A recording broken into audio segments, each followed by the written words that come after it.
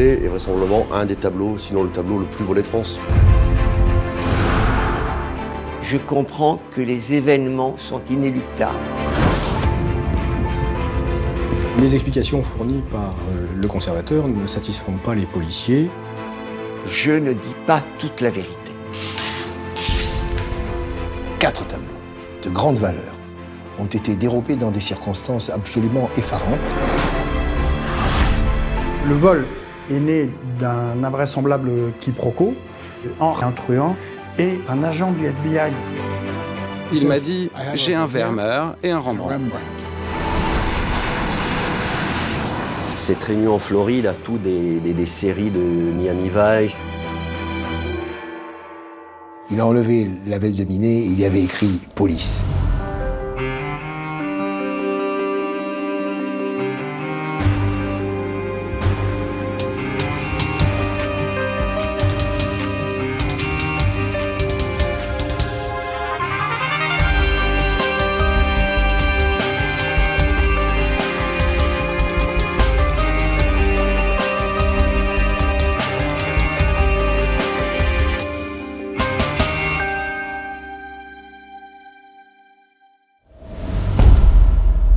Le vol d'un tableau dans un musée est un fait divers rare.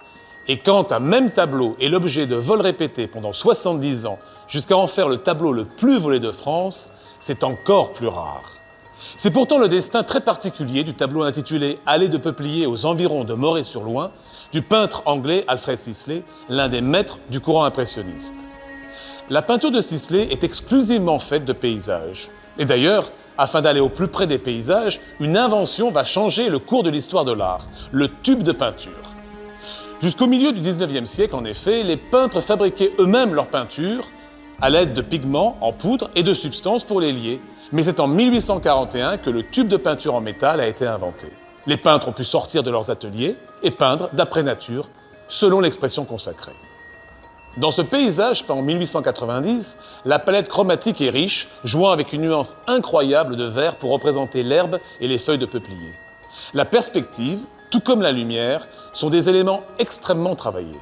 Le cadrage de la scène a été choisi arbitrairement par le peintre pour mettre en avant ces éléments. Se dégage de cette peinture une atmosphère paisible, de beauté, de clarté et de légèreté. Il y a ici une volonté de décrire plus que d'émouvoir. La première fois que la malédiction frappe la toile, c'est au cours de la Seconde Guerre mondiale. On ignore encore aujourd'hui quand elle a été volée et à qui elle appartenait. Ce qui est certain, c'est qu'elle a été spoliée pendant cette triste période. Le tableau de Sisley arrive à Nice en 1953 au musée Masséna. En 1978, il est prêté à la Chine pour une exposition. Mais c'est sur le chemin du retour, à Marseille, que pour la seconde fois, son destin bascule.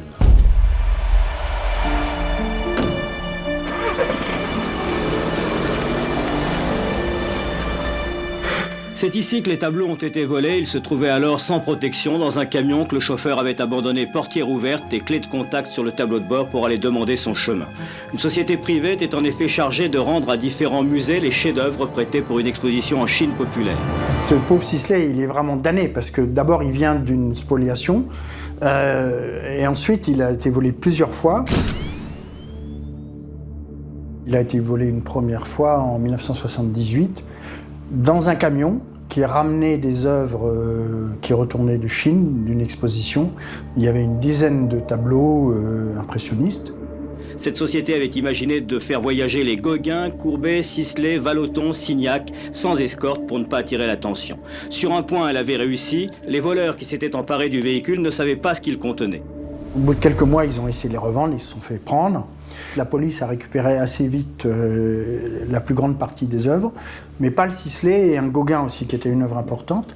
Et en fait, grâce à des aveux, ils ont réussi à les retrouver. Ils avaient été cachés dans une bouche d'égout, et c'est dire comment fonctionne ce genre de malfrats.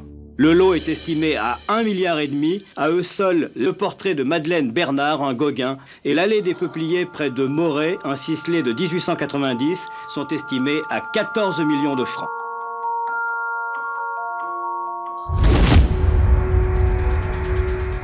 Quelques années après sa restauration, le tableau est affecté au musée des Beaux-Arts Jules Chéret à Nice. Mais le 21 septembre 1998, pour la troisième fois, Allée de Peupliers est dérobée au matin, ainsi qu'un tableau de Claude Monet intitulé « Falaise près de Dieppe ». À l'image du tableau de Sisley, les toiles impressionnistes sont l'une des cibles privilégiées des voleurs. Dans leur esprit, elles sont populaires, d'une grande valeur et jugées plus faciles à revendre. L'enquête du vol du Sisley et du Monet s'ouvre à Nice pour retrouver les deux toiles. Et les enquêteurs n'écartent aucune piste. Mais pas au point d'envisager l'inimaginable.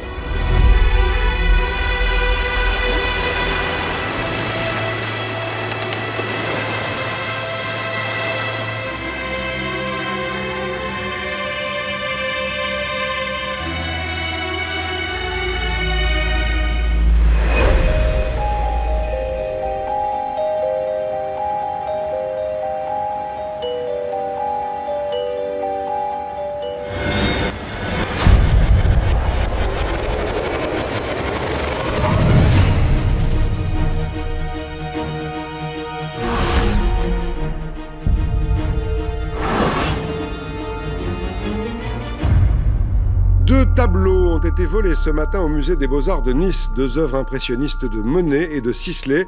Ils ont été dérobés par deux malfaiteurs armés. Les deux malfaiteurs qui avaient pris en otage le conservateur du musée ont pu prendre la fuite.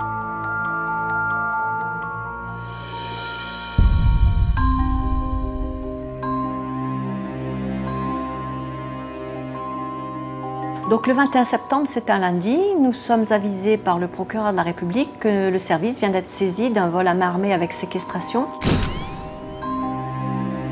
Nous partons sur place et sur place, nous sommes reçus par le conservateur du musée, M. Forneris, qui est l'une des victimes de ce vol à main armée et de la séquestration. La police est prévenue dès notre libération. Et elle va recevoir nos dépositions. Il va nous expliquer que le matin même, à son domicile, deux personnes se sont présentées. Elles étaient cagoulées et elles lui ont indiqué qu'elles allaient braquer son musée.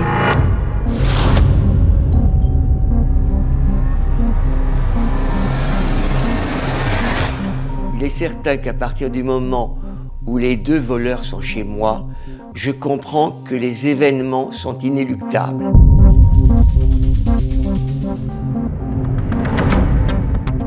Et que je vais devoir aller au musée pour perpétrer ce vol.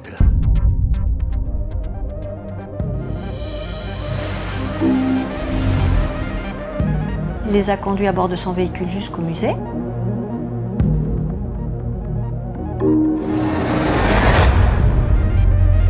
Sous la menace, il m'intime l'ordre d'y pénétrer. Et là, les deux personnes ont braqué donc la concierge qui leur a ouvert la porte. Se sont rendus dans le bureau où se trouvait le technicien qui était présent. À la demande des malfaiteurs, M. Forneris leur a indiqué la bibliothèque où ils pouvaient être retenus en otage.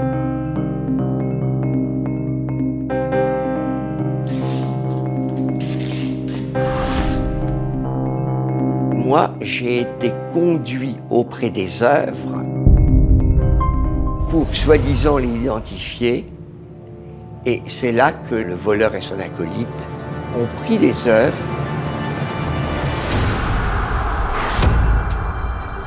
Je redescends avec eux dans le bureau où sont les deux autres personnes. Je suis ligoté, bâillonné.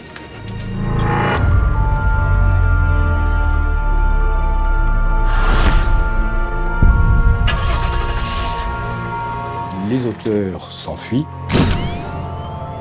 Deux toiles sont prises. Une toile de Monet, Falaise près de Dieppe, et une toile de Sisley, Allée de Peupliers près de Moret.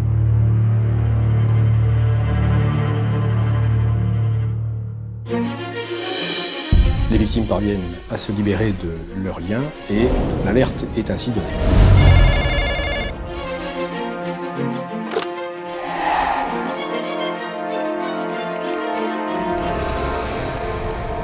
Compte tenu de ce qu'il y a dans la déposition du conservateur, ainsi que dans les dépositions des deux otages, à savoir le calme qu'a insufflé M. Forneris tout au long de la prise d'otage, on s'est posé des questions.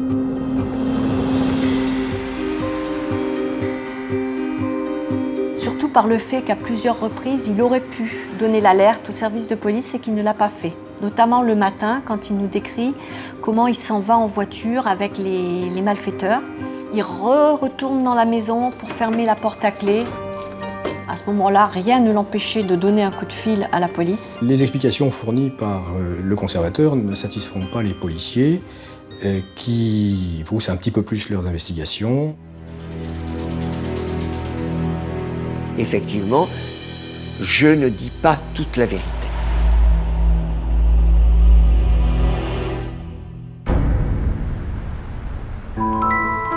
Le lendemain, nous convoquons M. Forneris pour rediscuter avec lui, notamment sur des petites choses qui nous paraissaient assez bizarres à la relecture de sa déposition. À l'occasion de cette deuxième déposition, mis en confiance par les deux inspecteurs, je leur raconte toute la vérité sur le vol et l'identité du voleur que je connaissais. Le conservateur du musée avait mis au point avec 2 de ses amis un scénario incroyable. Une mise en scène de séquestration qui a permis de tromper la vigilance des personnels du musée, de faire croire que le conservateur était pris en otage et que, contre son gré, il se présentait au musée un jour de fermeture pour permettre aux voleurs d'accéder aux galeries et de prendre les tableaux.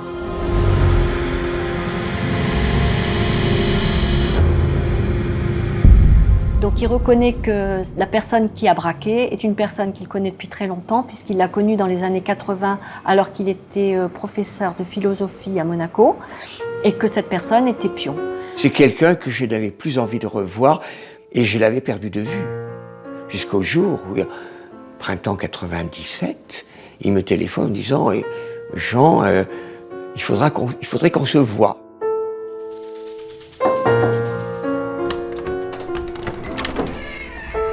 Et vient régulièrement le voir à son domicile. Et au cours des conversations, l'idée est venue de voler des toiles pour se faire de l'argent parce qu'il n'a plus rien. Il est en fin de chômage, il ne trouve pas de boulot, il a un âge où il a du mal à se réinsérer. Bien sûr, j'essaie de le dissuader, mais j'ai en face de moi une personne extrêmement déterminée et qui n'hésite pas à proférer des menaces contre moi et contre ma mère, alors fort âgée, qui habitait cette maison. Je me sens prisonnier.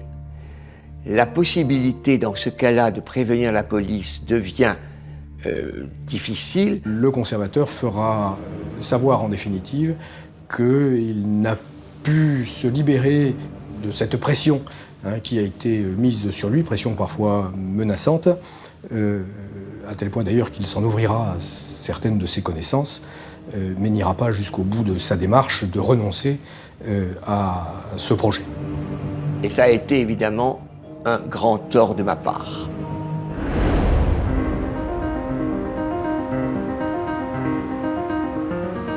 L'enquête va continuer naturellement. Il nous a donné l'identité du premier voleur. Nous allons convoquer le 29 septembre cette personne. Il reconnaît qu'il a volé les toiles et il nous dit qu'elles sont sur le bateau de son acolyte à Saint-Laurent-du-Var. Nous allons faire une perquisition sur le bateau. Et là, comme c'est indiqué, dans la petite cabine, derrière les voiles, derrière le coussin, qu'est-ce qu'on trouve? Les 2 cadres. Encore emballés dans leur housse. Le scotch n'a même pas été défait. Pour moi, c'est important, c'est qu'elles n'ont même pas été sorties de leur housse. Ils ne les ont même pas regardées. Les 2 tableaux de Sisley et Monet qui avaient été volés la semaine dernière au musée des Beaux-Arts de Nice, eh bien, ils ont été retrouvés intacts ce matin. Les œuvres ont été récupérées dans un bateau au port de Saint-Laurent-du-Var. Et là, j'éprouve évidemment un immense sentiment de soulagement. Les œuvres ont été récupérées intactes.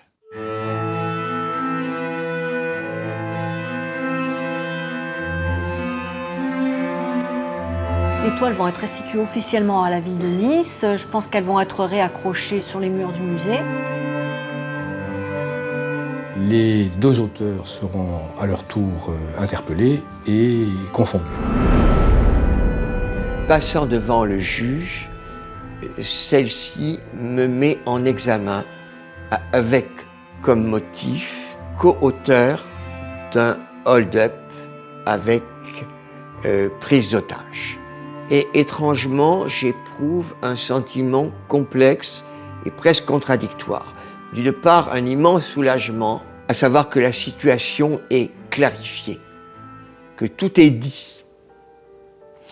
Et d'autre part, évidemment, le drame de la mise en examen et d'être, en quelque sorte, promis à la vindicte publique.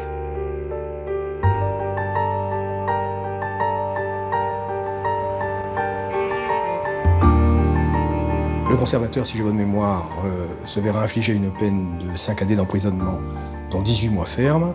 L'auteur principal sera condamné à la peine de 5 ans d'emprisonnement et l'homme de main, le troisième auteur, sera condamné à la peine de 5 ans d'emprisonnement, dont 1 année ferme. Lorsque, rétrospectivement, je pense à ce vol, j'ai pleinement conscience que c'est une faute que je n'ai pas pu ou voulu éviter, et j'en paie aujourd'hui les conséquences. Victime d'une spoliation pendant la Seconde Guerre mondiale, d'un camion égaré en 1978 et même d'un conservateur malhonnête qui organise son vol, la toile d'Alfred Sisley semble avoir décidément un destin très agité, bien loin de la quiétude du paysage qu'elle représente. Pour autant, il n'est pas encore temps pour elle d'être définitivement à l'abri, mais plutôt de confirmer à nouveau son triste statut de tableau le plus volé de France.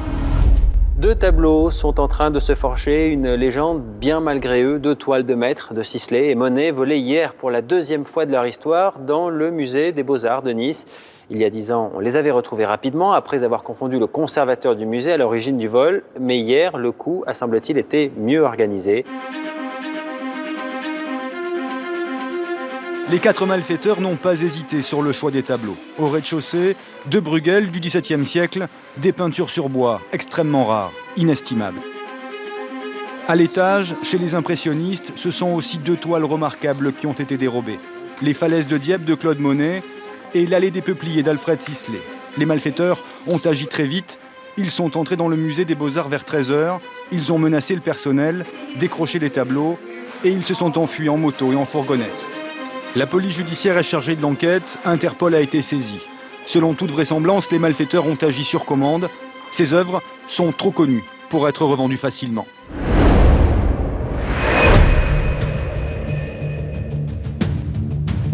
Le dimanche 5 août 2007, en milieu de journée, le musée des Beaux-Arts de Nice, le musée Jules Chéret, est braqué par 4 à 5 personnes.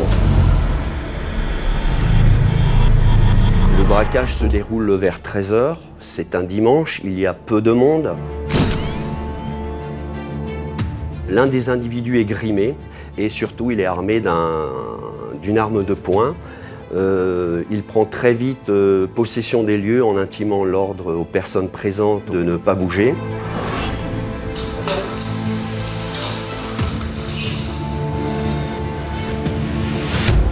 Quatre tableaux de grande valeur ont été dérobés dans des circonstances absolument effarantes, déconcertantes.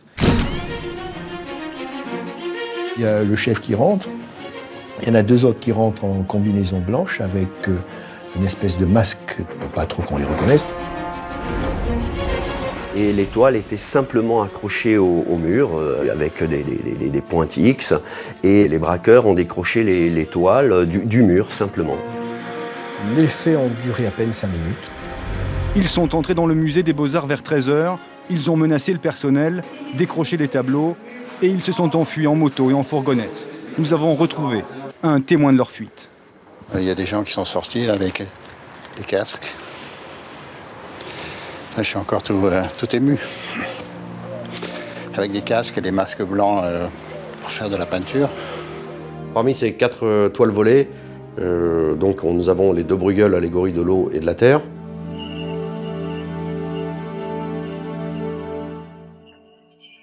Nous avons le Monet, les falaises de Dieppe. Et surtout, le Sisley, l'allée des Peupliers. Le Sisley est vraisemblablement un des tableaux, sinon le tableau le plus volé de France.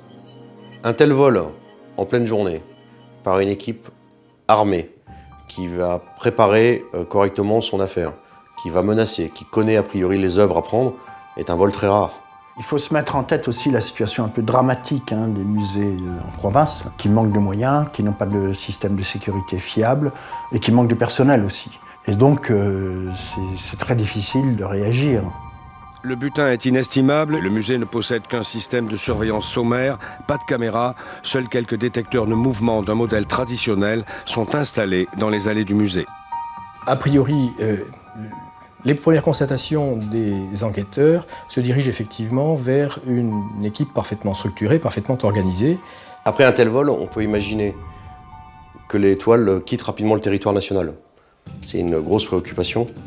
Le vol est d'ampleur, les toiles sont prestigieuses, ça peut être une commande. L'OCBC va s'intéresser à diffuser immédiatement à Interpol les informations sur le vol. C'est pas un hasard si ça passe pour une commande, parce que ce que les enquêteurs ne savent pas à ce moment-là, mais vont découvrir assez vite, c'est que le vol est né d'un invraisemblable quiproquo entre un truand et un agent du FBI.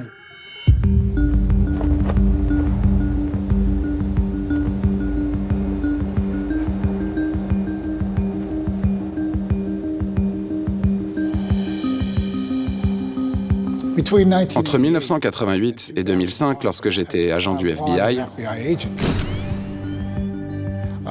il y avait encore certaines œuvres d'art qu'on ne parvenait pas à trouver. Mon but principal était de retrouver ces tableaux volés au musée Gardner.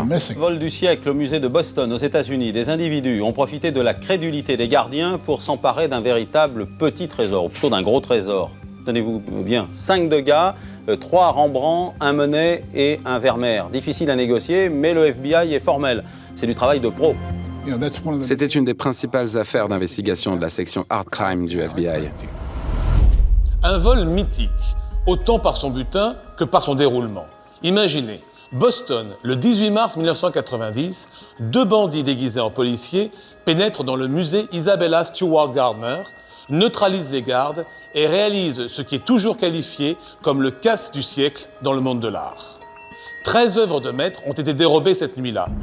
Le musée propose encore aujourd'hui une récompense de 5 millions de dollars, près de 4,5 millions d'euros, à quiconque délivrera des informations sur cette affaire. Un agent du FBI est sur cette enquête depuis des années. C'est son obsession. Il s'appelle Robert Whitman et il a créé le département spécialisé dans les vols d'œuvres d'art au sein de l'agence. L'une de ses spécialités est l'infiltration du milieu des voleurs d'art en se faisant passer pour un acheteur peu scrupuleux. Et c'est sous cette couverture et le pseudonyme de Bob Clay que cet enquêteur américain, croyant poursuivre les voleurs de Boston, va retrouver la piste des trésors volés à Nice. Robert Whitman, son travail, c'est l'infiltration. Et donc, il raconte à qui veut l'entendre et à ses contacts qu'il cherche des tableaux anciens parce que il ne peut pas dire qu'il cherche les tableaux du Gardner, le Vermeer ou le Rembrandt, parce que ça éveillerait la suspicion. Durant l'été 2006, nous avons reçu un tuyau d'un particulier du nom de Bernard Ternus, qui aurait reçu des informations à propos de plusieurs de ces tableaux. Bernard Ternus partage sa vie entre la France et les États-Unis. Il s'est établi en Floride. Son rêve américain, enfin pour lui, c'est il est attiré visiblement par le côté strass, les paillettes, la vie facile, les dollars, les grosses voitures. Lui prétend, un peu à droite et à gauche, qu'il sait où sont les tableaux du Gardner. En conséquence, nous avons décidé de lancer une opération sous couverture aux États-Unis et d'aller à Miami pour rencontrer cet individu, pour négocier le possible retour des tableaux ou de collaborer avec cette personne et faire en sorte de retrouver les œuvres.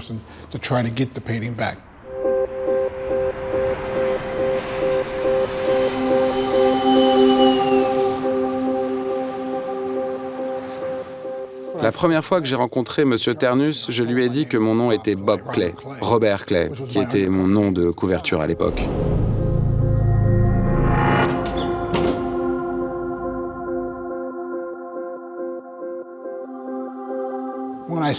Quand je lui ai demandé ce qu'il avait, quelles œuvres étaient réellement en sa possession, il m'a dit « J'ai un Vermeer et un Rembrandt ». Et j'ai un peu insisté. Au bout de notre 4e ou 5e rencontre, je lui ai dit « Dites-moi en plus à propos de ces peintures.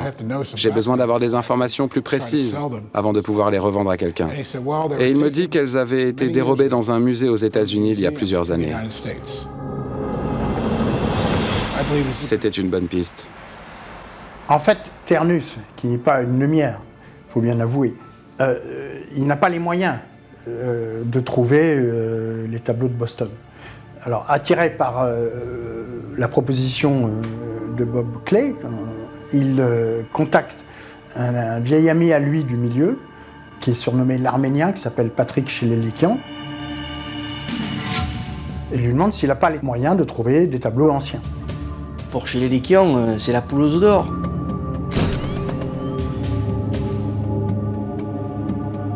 C'est l'information qui va vous donner le coup de votre vie. Patrick Chelelikian, il va essayer de former une équipe avec un gars qui s'appelle Patrice Lhomme, qui est surnommé le Belge, le neveu de Ternus, Grégory Boulek, un certain Lionel Ritter, et un dernier individu qu'on appelle le Niçois, et qui sera considéré comme le chef de bande.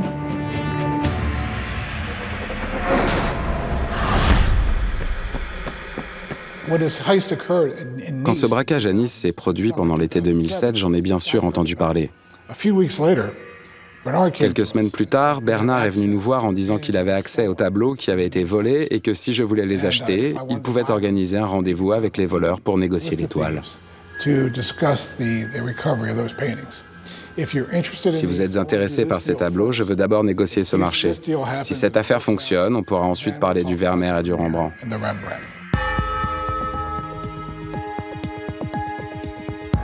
Bob comprend qu'ils sont allés les voler dans un musée en France. Bob est complètement paniqué. Il dit « Mais non, mais moi, ça m'intéresse pas du tout. Ces tableaux sont pas du tout intéressants. J'en veux pas. » Le FBI va faire savoir aux policiers français que, dans le cadre d'une opération undercover, un certain nombre de tableaux leur ont été proposés à la vente, tableaux parmi lesquels pourraient se trouver les tableaux qui ont été volés au musée de Nice.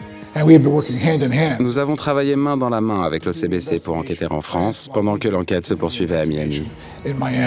Au départ, tout le monde voudrait retrouver les tableaux du Gardner. Donc on s'est dit, peut-être que ces gens-là vont nous amener au tableau du Gardner. Donc ils attendent plusieurs mois. Et au bout d'un moment, la police française dit, écoutez, bon, ça marche pas, on voit bien qu'on va pas les avoir. Donc il faut récupérer au moins les tableaux du musée de Nice. Nous avons décidé de mettre en place une opération sous couverture en organisant une fête sur un yacht dans le port de Miami. Cette réunion en Floride a tout des séries de Miami Vice et autres. Elle a eu lieu sur un yacht spécialement loué par le FBI pour l'occasion. L'intégralité de l'équipage de ce yacht est en réalité constituée de policiers du FBI, du serveur aux narcotrafiquants colombiens. Et ils avaient amené des filles. Seulement les filles, c'était des agentes du FBI. Elles devaient être peut-être super jolies, habillées certainement super sexy. Et donc les Français, ils étaient complètement excités.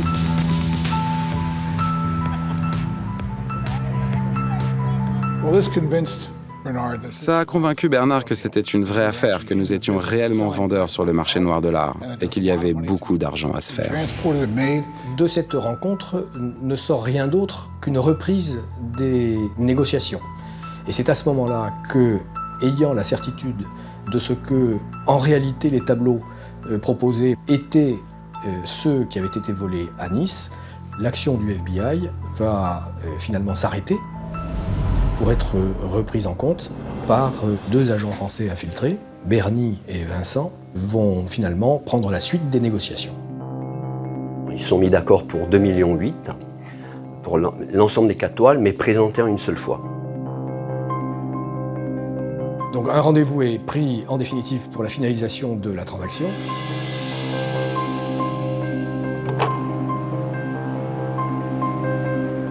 se donne rendez-vous à Marseille, Corniche Kennedy, au pied de la statue de David. Il y avait des mendiants. Du côté droit de la corniche, il y a les cafés. Il y avait peut-être un petit peu plus de garçons que d'habitude. Et puis il y avait ce fameux Bernie, qui était là, qui avait une petite veste de minet. Et puis à un moment donné, il me dit, il a enlevé la veste de minet, il y avait écrit « police ». Et à ce moment-là, tous les serveurs et tous les mendiants qui étaient là étaient des forces de l'ordre françaises. Les voleurs sont arrêtés en flagrant délit sur la corniche à Marseille alors qu'ils s'apprêtent à vendre leur précieux butin. Après le casse du siècle, c'est le coup de filet du siècle. Bravo.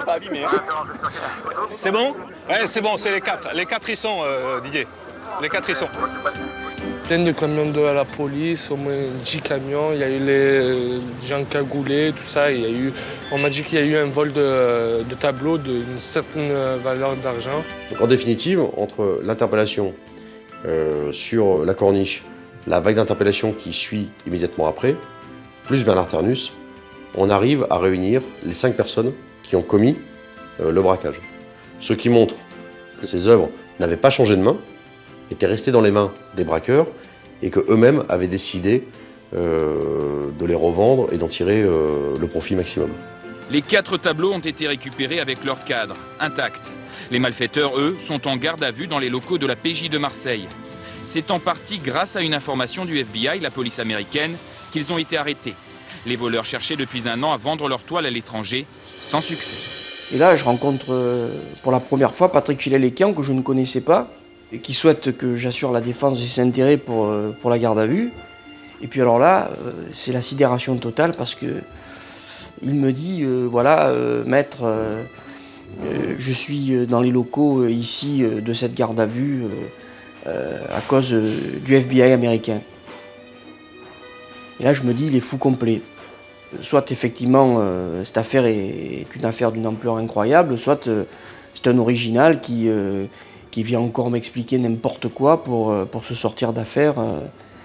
Et ironie du sort, c'est qu'il avait raison et qu'il n'était pas fou du tout, et qu'il était bien en garde à vue à l'origine par la faute des autorités américaines. Les accusés vont axer principalement leur défense sur le fait d'avoir agi sur une provocation policière. Ils ont tenté de rejeter la faute sur moi en disant qu'ils les avaient volés sous mon impulsion. Mais ce n'était pas vrai, ils les ont volés parce qu'ils les voulaient. Je n'avais rien à voir avec ça. C'était leur défense, leur façon de se déresponsabiliser. Mais bien évidemment, quand on doit se défendre, on peut dire ce qu'on veut. Ça n'a plus aucune importance. Bob ne leur a jamais dit « allez voler dans un musée et moi je vous achèterai les tableaux derrière ». Ça serait complètement délirant, c'était pas dans son intérêt du tout, ça n'a aucun sens. Donc il ne faut pas non plus exagérer la responsabilité du FBI dans l'histoire.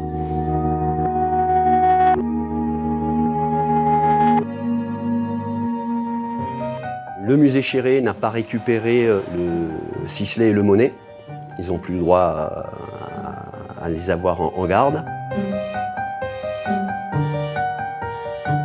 Le musée d'Orsay, qui avait prêté le Sisley au musée Chéré de Nice, a décidé de le récupérer dans une lettre qui a été adressée par le directeur du musée d'Orsay et qui est très acide à l'encontre des dirigeants niçois, en leur disant « écoutez, ça commence à bien faire. Chaque fois que je vous prête une toile, et notamment ce Sisley, il a été volé 3 fois dans l'espace de très peu de temps. Il dit maintenant ça suffit. Nous, on va le récupérer. » Oui, il fait partie des tableaux qui ont une véritable histoire. Faut-il lui coller une étiquette de tableau maudit? Je ne sais pas si l'artiste lui-même en serait satisfait d'une telle étiquette, mais il est bien sur les devants d'actualité tous les 10 ans ou tous les 15 ans, oui.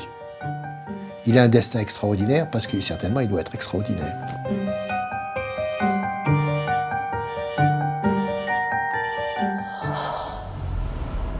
L'équipe de malfaiteurs sera jugée en 2011 et condamnée à différentes peines de prison. 8 ans pour Patrick Chillet-Léquian et 2 ans pour Patrice Lhomme. Quant à Bernard Ternus, il est condamné une première fois aux États-Unis, en septembre 2008, à 5 ans de prison pour sa participation à la négociation des tableaux. Puis, de retour en France, il écope en 2014 de 4 années de prison pour avoir commandité le vol. Le tableau de Sisley, l'allée de peupliers aux environs de Moret-sur-Loing, est aujourd'hui sous protection au musée d'Orsay. En attendant de retrouver un jour, qui sait, ses véritables propriétaires, héritiers d'une famille spoliée pendant la guerre. La malédiction du Sisley prendra alors fin. Quant au tableau du musée de Boston, le mystère reste entier. Il figure toujours sur la liste des trésors volés.